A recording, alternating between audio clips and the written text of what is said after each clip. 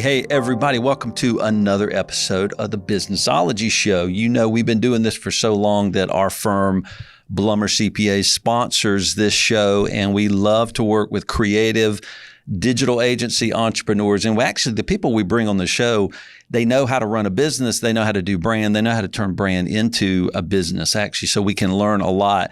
And we have Fabian Geyrhalter, and he is brand strategist, creative director, has done a million things, a principal out of Los Angeles with his own brand consultancy, Finian, partner with Chameleon Collective, which is an interesting part of a business consultancy. They're on the Inc. 5000 fastest growing private companies list. So they're doing some amazing things there. So Fabian is an expert in brand, and he has brand books, and we're going to be diving into a lot of brand related books. So Fabian, thank you so much for coming on the show. I really appreciate it.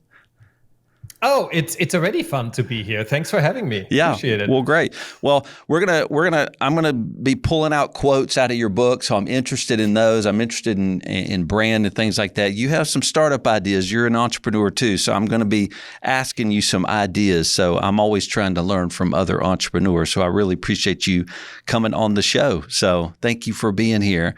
One thing, Fabian, you say a lot, and I can tell you believe it, is that any brand can be a strong brand. And how do you know that? Are there not brands that are just they just shouldn't be brands? Or it sounds like you really believe a true brand can become an admired brand if you put the right things behind it. So, is that true? And how do you build a brand into an admired brand? Well, since I said it, I hope it is true. Let's assume it is. Yes. Yeah. So my ideology, based on working with hundreds and hundreds of companies, is that, you can be a product, you can be a service, and you can just leave it by that, right? Yeah. You sell via Amazon, you don't have a huge, connection with your customer, but they like the product or they like the service, and it just kind of like keeps humming along, and it's totally fine. Yeah. Not everyone needs to be a brand. Right. Okay. But if you want to create something that deeply connects with your audience, there's more to it. There's more than just the product, service, and that transaction.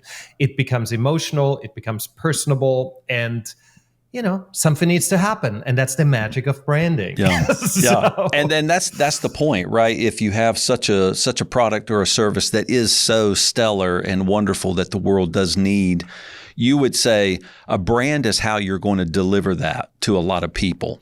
Is that right? Exactly. That's exactly right. And funny enough, a couple of years ago, it must have been over 5 years ago now, I started seeing all of these commodity brands, which is weird because it's like commodity products that everyone else already has. Yeah.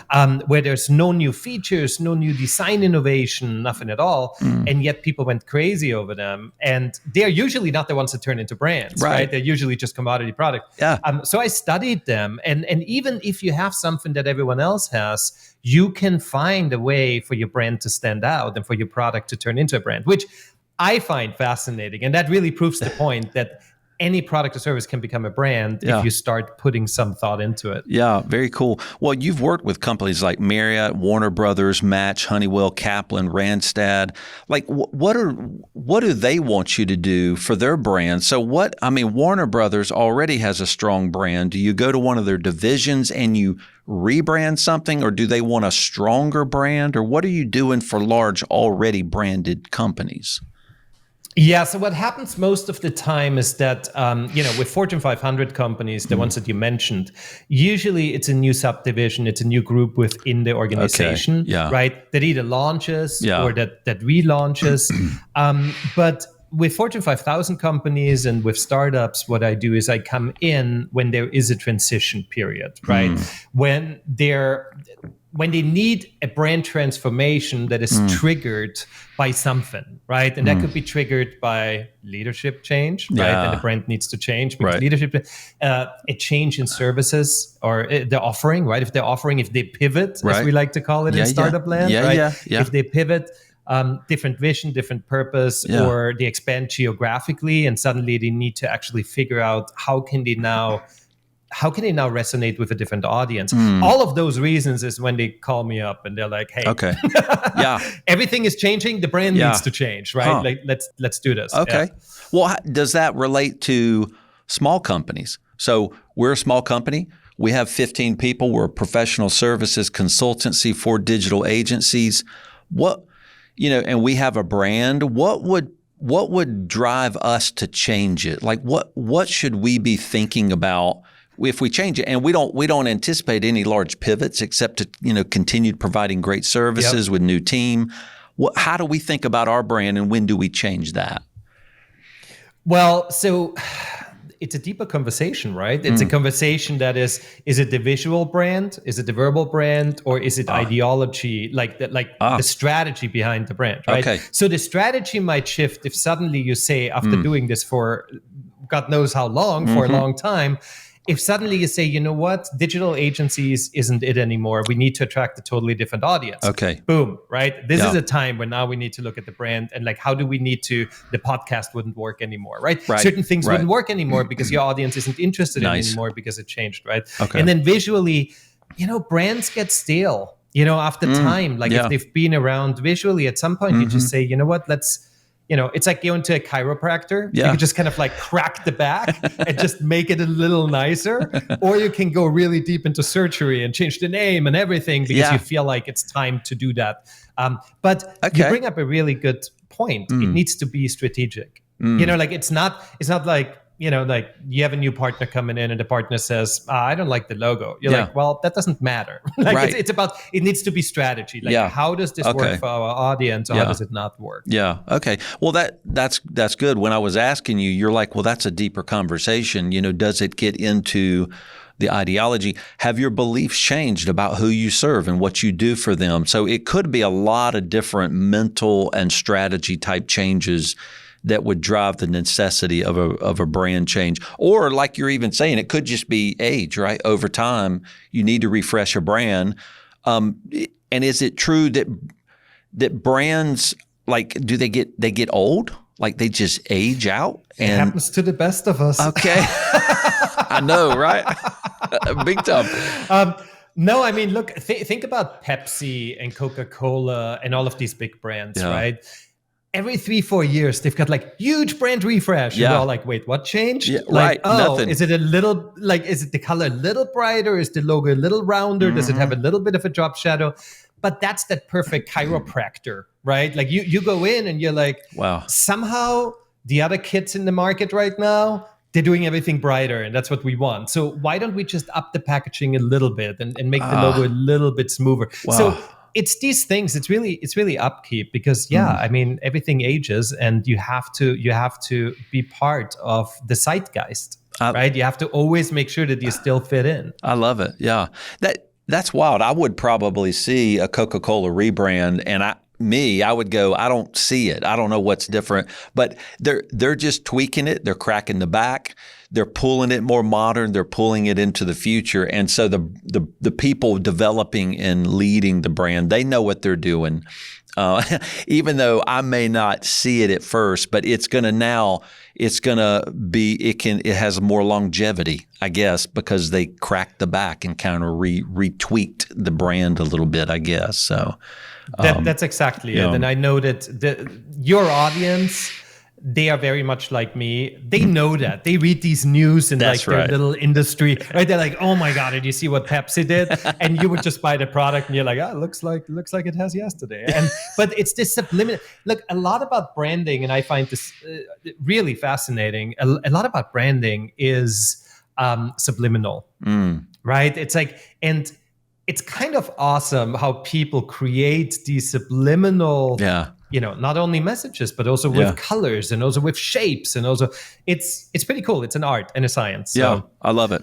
Well, I want to ask you some questions about your book, the Brand Therapy Book 2, because there was another book. And so I was looking at Book 2, and you focused on 3 different categories: brand strategy, visual clarity, and verbal clarity.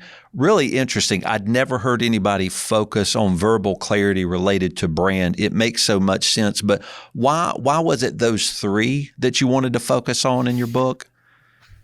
Well, I really believe that in the end, like at the end of the day, I call it the brand atmosphere, right? It's whatever is around your product and services, that atmosphere. For you, it's like, oh, they see you in a podcast. Oh, they see you at a conference. Oh, they hear about your services, through a friend, and they go to the website and they get an email. All of this is the atmosphere around that product, right?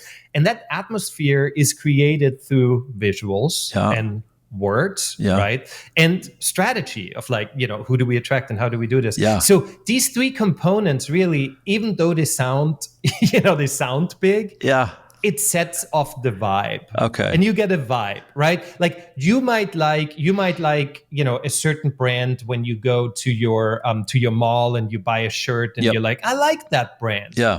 Who knows why you like that brand? Right. Maybe you don't even know why you like the brand, but but that's a brand where, it's like someone might walk down the street with Prada shoes and someone with New Balance and someone with Tom's. Yeah. And it sets a signal about who you are, or who you want to be, or how you want to be seen. And somehow, cool. and all of that can be crafted, right? Yeah. To a certain extent. Then the rest, the audience takes it and they just make it whatever they want to make that's it, which interesting. is also exciting to see. Yeah. So because there's a lot you can do as one of the professionals that lead branding with companies, but then the audience or the purchaser takes it from there, right? And they turn that brand, and and sometimes brands turn into they become part of different tribes, right? They embrace certain types of brands. Now, does verbal clarity mean do you work on naming? Do you name things, or is it the language communicating the brand? It's all of it, right? Okay. I mean, that's why I keep it so big as verbal clarity. I see. Right? It's okay.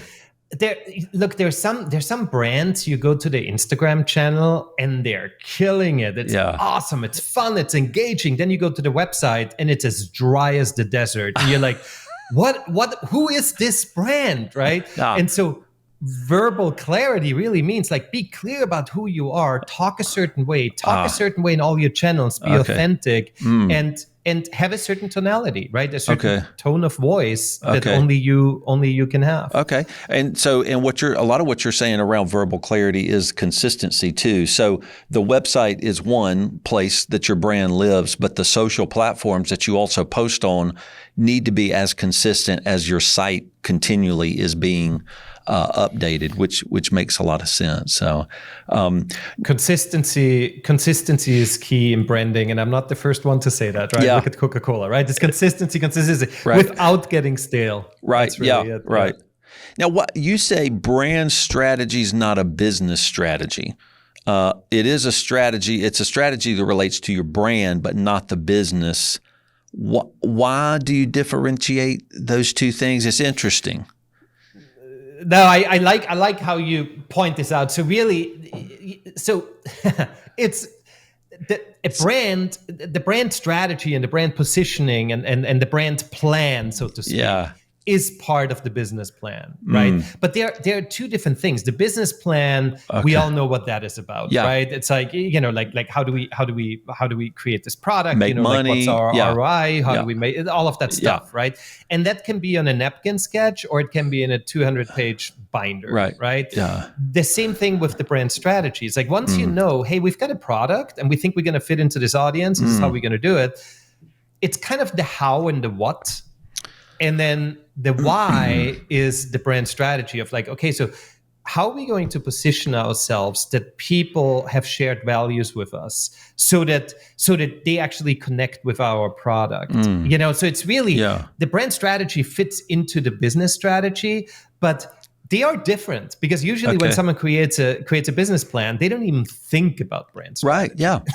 It's really two different things. Well, that's interesting. I'd never thought about that. We're a financial, advisory consultancy to agencies, and we care a lot about the services we sell. Are the services high end? What is the price for those? Has nothing we don't think about logos. When we're doing that, we don't think about the podcast. The podcast becomes this dissemination of our messaging and a platform, that we attach our logo to. So it made sense to me when I saw those separately. And I guess I never thought about it, but when you made a very definitive statement where you said brand strategy is not business strategy, it really gave me the freedom to look at both of them separately and go, cool, I can work on my business, and then my brand can tell the world what the changes I just made in my business, and I get to work on those differently. It's how it felt. So I love the way that you just said that, because it really is that balance of those two, right? Yeah. And you see it when there's a company, especially tech companies, which today are pretty much 99% of companies, right? Right. They're like when they weigh into features, right? And suddenly the brand is down here, and it's all about features. Yeah. You lose that humanity, right? So as you bring in new features, how can the brand start talking about that and make it feel more emotional, right? So it's always these two that need to be in balance. Okay. Well, that makes even more sense, because we see very publicly tech-related companies and how they deliver things like Google, these kind of companies, Amazon, Google, Facebook, they have so many features and products. We're confused, right, as consumers, and the brand can kind of shield the confusion, I guess, a little bit, or it can diffuse a little bit of the confusion about all of the many choices. And I just never thought about that before. So that's pretty cool. It makes it human. Yeah. It makes it human, right? Yeah. So, I mean, very famously back when the Apple iPod, you might remember that, the Apple iPod when it was released. Totally. It's like everything was new, right? All of these features, all the things you can do. It was like mind blowing. But really, the brand statement was carry 1,000 songs in your pocket, right? Like, and suddenly all of that tech that's super confusing and all these new things it can do, right? Like with iTunes and all that stuff you need to know. Suddenly it's like, oh, I want that. Yeah. Like, I don't want to have a Walkman with a tape deck or like whatever, right? Like, it's crazy to think about that, but obviously I'm way too old to way too young to have witnessed any of that. But so I heard. Rumors. Yeah. Rumors. Oh man. From the elderly. Yeah, I had my big cassette deck on my belt. Yeah, put it on your holster on a belt. Man, what a nerd. But it was so awesome to have the cassette deck. It's coming back. It's coming back. I know. It actually really is. It's amazing. Like, people buy cassette tapes again, which is crazy. Well, yeah. I'm one of them. But I want to talk to you about that in a minute, because I can tell you're somebody who loves the authenticity and the nostalgia of music and the way it was delivered. But yeah, it's wild. Some bands I follow that are just, my favorite bands, they release things, they release albums now in LP, in cassette, and I'm just seeing it now as part of what they're doing. And anyway, we're going to get off on a tangent I want to ask about that in a minute, but it's wild. I do want to ask you just a few things about some quotes in your book. One of them is, it says, the more global your consumer brand becomes, the more regional it needs to think and act. And I don't understand that. So it's intriguing. It's very intriguing. So I want to know it's almost like you get bigger and bigger and you have to think smaller. And I just need that hooked up in my head. It's a good criticism of the book, because I'm trying to make all the quotes, I'm trying to make them self-explanatory, but there are some in there that most probably need a little bit of pushing, which I love is it, good, though. right? Because it gets people to think. Oh, but totally. Yeah. So there was this made-up word called glocal, like global and local. Okay. Glocal. Glocal. Right? Okay. And the idea is, Starbucks is a perfect example, right? So a global brand, consumer brand, everyone knows them, right? They're all about consistency. That's the one thing they've got going for them. That's the only thing, and they've got consistency, and that's it, right? Yeah. But by growing so much, you run the risk that if you have a Starbucks store in Laguna Beach, California, it looks exactly like the one in Nebraska. I see. Right? Yeah. There needs to be something within that store that caters to that community, right? So basically, the bigger you get, right? So let's say you would expand your business to Canada and to Europe and all at the same time, right? I see. You know exactly that Canadians would most probably resonate with different, different offerings, or like they're slightly different laws. There's all of this stuff. So the bigger you get, the more you really need to focus on the regionality of it in order to connect with your customers. That's a little longer than the quote, but that's it. No, that just makes so much sense. Here is what I've seen. I've seen global brand stores have regional posters, local community posters. They'll put jerseys of the local schools, and I'm like, how does a Starbucks know about that local? That's what they're doing. They're making their global brand more attractive to the regional community that they have to live and sell in, I guess is what that is. In order to compete with the other local coffee shops that are already rooted in community because they're born there, right? So that's why the regional becomes so important. I get it. That just hit me. I'm like, I've seen that actually. I've actually seen that happening. Probably in Starbucks. So that's good stuff. Okay, so here's another one. The key ingredient to a lasting brand name and logo is foresight. So teach me what that means. Well, these are all longer conversations, I know. No, I mean, not really. I mean, look, if you create a brand name, around your current offering and it's super descriptive, and that's usually at the very beginning of a company, right? Like you start a company, you need a name. That's usually how it works, right? And when you need a name, you usually go for like, okay, let's just have the name be whatever our service is. Yeah. And that's a problem more often than not, because in a year from now, you're going to start learning who really your audience is and how you really need to change your offerings. And then the name hits you in the behind, right? And the same thing with a logo. If you say, oh, our audience is super young and these are the current colors, let's make it super current and modern. Okay. Guess what? It ain't going to be modern in 2 years from now, right? So that idea that you have to have, and I always ask founders that I work with, I ask them, 30 years from now, what's the end game? What have you achieved? What products are you offering? Where are you in 30 years from now? And that way we know, okay, the brand will be this. Now it is this. We got to create a name that actually survives the industry, right? Okay. That makes sense. Because that could backfire, right? If you get so entrenched, if in a brand that is just so really concurrent to that time, it could backfire, and later, actually, it could even backfire and go, that's no longer accepted in our world. You can't actually say that or do that or portray that. Especially the way that things are moving right now, right? It's like it's going so quickly. Yeah. But even on a product level, there are some things you just can't foresee. There was a company called You Send It, and it used to be kind of like the place like WeTransfer where you put files and it's you send it, right? And it was a big company in the beginning of all of that. Suddenly, they didn't send anything anymore because everything was in the cloud. So they're like, so You Send It, we're actually not sending anymore, we're uploading. So we can't call it You Send It anymore. They changed the name to Hightail, and God knows where they are right now. Like they've just vanished, right? But it's hugely disruptive for a business if you are too descriptive with anything, with your logo or with your name. Okay. Foresight. That makes sense in a brand. I'm not a brand expert, so I certainly don't understand these things, but this is very good. Which makes it so much better to talk with you because it's I'm like, what the heck are you talking about? And then I go, oh, that totally makes sense. I'm glad you learned that for your client's sake, right? This is a good one. Okay.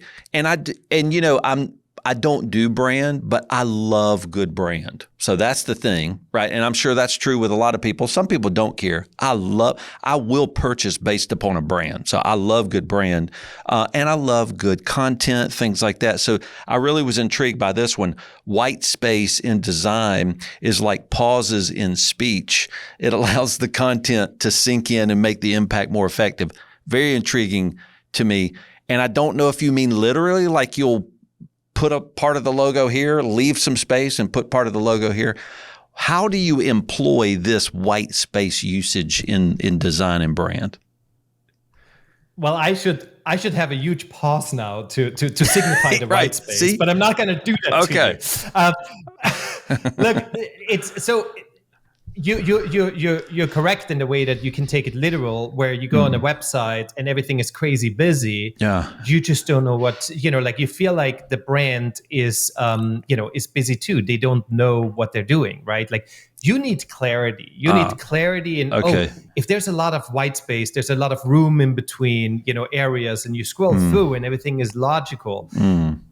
Design white space, meaning like having room around elements, makes you feel like, like these people have it together. They know what they're doing. They don't try to just cram everything in here and like, and if you buy now and then 3 here and then this and then this, it just gets so overwhelming. So there's something about white space in design, very literally, where it allows you to go on a journey, where it allows you to feel like, this is a brand. Like they don't need to fill every space. Like the cheaper it gets, so the mailings that you get at home for like a gardening service, right, or this and that, filled to the rim with stuff, right? And that's cheap, and that's confusing, and that's like trying real hard. Brands don't try real hard, and it's the same thing when you give a speech. People get sidetracked. Yeah. Yep. See, I suddenly paused and everyone's like, oh, maybe I should listen again. That's right. Yeah, that was good. Right. And that's what happens. And so that's what happens is like, that's why when you follow some really great leadership experts and like keynote speakers, they know exactly when to pause, how long to pause, where to pause, right? Because it creates that intrigue. And so white space is really that. Like when suddenly nothing is happening, that actually creates intrigue rather than everything like busy all the time. I love it. Now, do you think inexperienced designers sometimes tend to lean towards showing all their skills off and filling up more of the space than they should, and maybe more experienced designers know how to create a strong brand out of simplicity, leaving white space? I mean, is that what you'd find with, the design community and their abilities? Absolutely. It's a lot about training. It's a lot about education, and white space it's extremely intimidating, right? Because you just like, you want to fill stuff, that's right? Like always, right? And so you have to know what you're doing, and it takes time. It just takes experience to do it. But you will now, with that little nugget of knowledge, as you like, if you read the newspaper, USA Today or New York Times or the Washington Post, whatever you read, you will now realize like that space where there's nothing, and how important how important it is for you to actually read the paper, easily. Yeah. So it's the same thing with any branding and marketing. You feel that, you sense. Yeah. I've thought about it in speech, to give pauses, to leave room for space, and have just never thought about it with brands. But of course, it still makes sense, because brands, just like speaking, right, is being delivered to humans, and humans perceive and receive things in very particular ways. So I love that. All right. So another quote: "A logo needs to have legs. Otherwise, you will carry the extra weight." You're having to teach me all these. It's a little too poetic here. I love it. So, when something has legs, it can run, right? Like it can actually do things, right? So, when a logo has legs, it means that it's very versatile. It means that you can have it as a tiny, tiny little favicon, which is that little thing on the top left corner, right? Of your website. It can be embroidered in one color, but it can shine in all kinds of colors.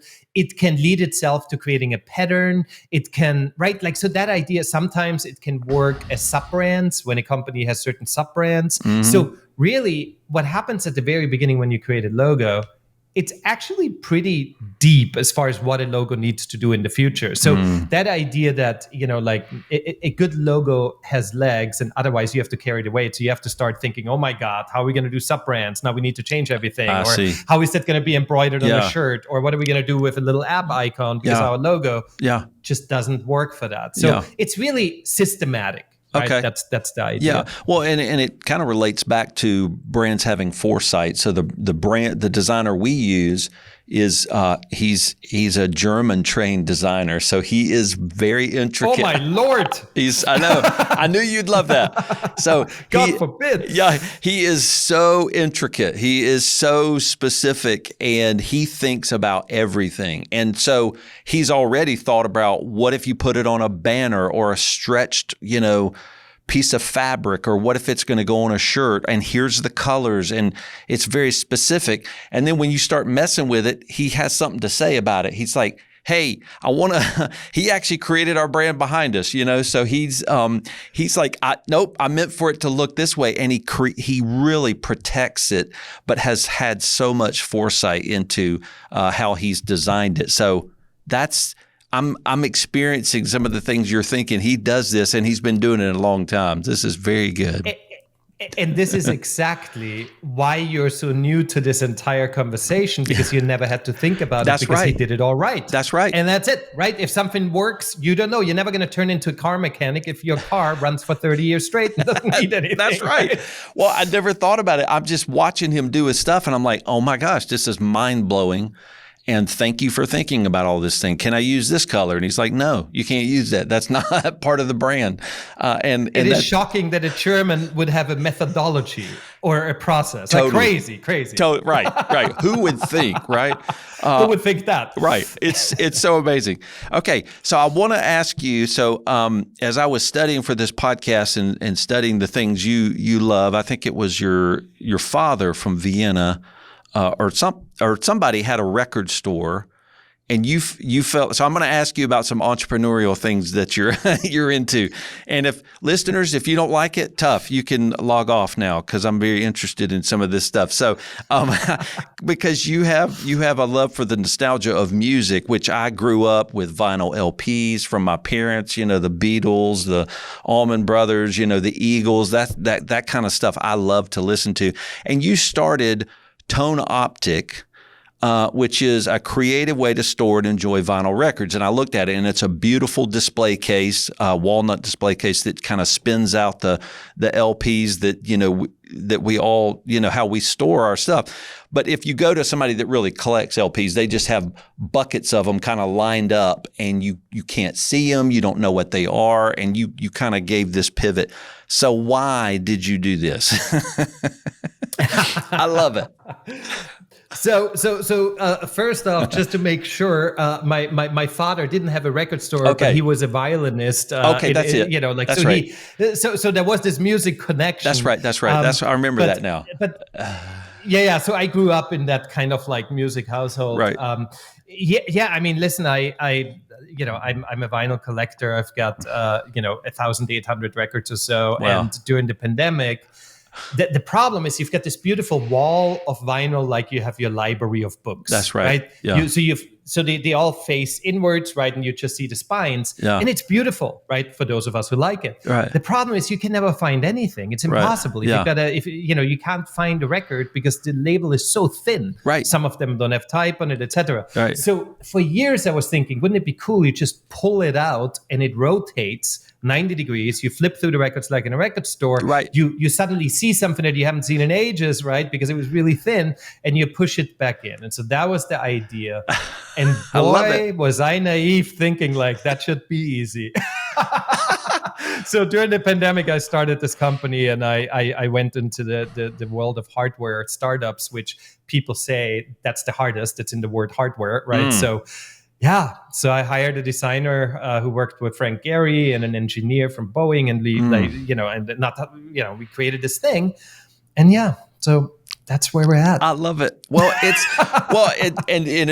people know, there is a thing about a record store, right? Because you have to flip, and there's just this flip, and it's so. I mean, that's like a story, right? It's, and sometimes it's a multi-sensory experience, totally, right? Like it's like you get to see all these visuals, right? Like it takes you back to the 80s, the next one to the 60s, the next one to like 90s hip hop, and it's just beautiful, right? Like it's a beautiful way to because you walk into the store and some hippie introduces themselves. Hey, let me know if you need any help, and and just sometimes even the smell of these records, depending on how old they are, and just flipping through, and it's really you're trying to look for something that hits you, and you pull it out, and you go, whoa, the cover is just phenomenal.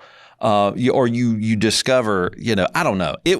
I've gone through that sensory experience. We still have one of those stores here where I live. It's been around forever. you see one or two people in there every week or so, but it stays open probably for just the love of the experience, I guess. So, well, there's more vinyl sales this year than CD sales. So for the first time since CDs came around, vinyl is bigger than CDs now. So it's a huge shift. And you said before that you love the idea of vinyl. Yeah. I don't know the exact number. I think it's like 30 or 40% of people that buy records today don't have a record player. So they literally just buy them because your favorite band has a record and you just want it as a collectible and you just want to have it in your room because it looks great. But that's mind blowing. So that's the power of vinyl. Like, you don't have to be obsessed like me, with record players and like audiophile stuff. You just want it because it's cool. That's it's really nice cool. Looking. It's crazy, right? Well, we'll end here, but this story of Tone Optic, your desire to go into this, hardware, part of a startup.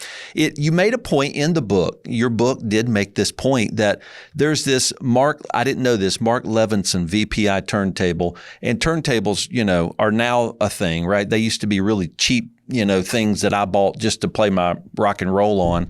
This is like a $10,000 thing, and it comes without its own needle. It doesn't even have a needle in it. And I'm like, what the heck?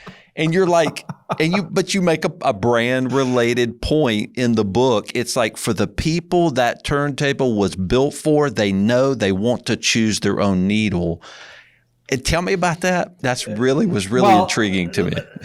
Look, I mean, audiophiles, we don't even need to go there, right? You can buy a needle for $10,000. Just the needle on the player, and you don't even have speakers, and you don't even have your amplifier. Like, I work with someone right now who's doing a couple $1 million listening rooms for private residencies, right? So people go crazy about everything. That's one thing where they go crazy. Yeah.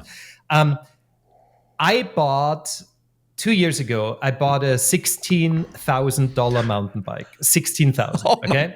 And I do that about every 15 years. And so it's a big hobby of mine. I absolutely love it. Should I have it? No, because I most probably don't even know all the amazing things it can do.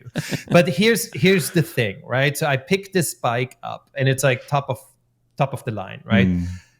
And I ask, where are the pedals? And they look at me like I'm not part of their tribe. Like, why am I even selling you this? It doesn't come with pedals. Without pedals, because that's great. Everyone besides me who buys a bike at that price range, right? They are very specific about what exact pedal they want, which shows you that I should never own the bike. Right. And it also shows you that the $10,000, like turntable, if you spend that much money, you want to know exactly, you want to pick your needle that brings out that perfect sound. That's amazing. So that's amazing. But that's the power of a brand with legs, in that they're producing a bike. They know to leave the pedals out because they almost would offend the purchaser to think they would know what kind of pedal they specifically need and that they love. And that is a brand that deeply knows its users and the customer. Exactly. Don't impose on me, right? Let me make my choices.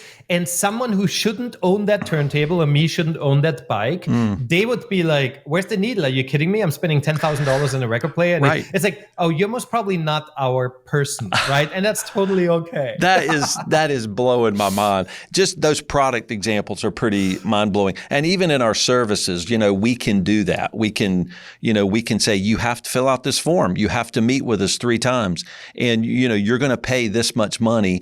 But sometimes people get our brand wrong. They think we're for only really expensive, high-end, creative designers, and we work with smaller designers too. And so your brand has to really portray what you're trying to, get it across to your tribe. And that's just incredible. Those examples that you pointed out are just mind-blowing, and just examples of how brands are really doing it right. I guess. So cool. Well, Fabian, thanks for being on the show. This is very intriguing. I learned a lot. If people want to, read some of your books, read some of the things, listen to your podcast, what's the places you'd want them to go online to find you? The easiest is Finien.com. That's FINIEN.com. From there, they can go anywhere. My podcast is called Hitting the Mark. They can find that anywhere as well where podcasts are, and then they kind of can get lost in my little universe. I love it. Well, cool. Well, thank you so much, Fabian, for being with us on the Businessology Show. We appreciate it.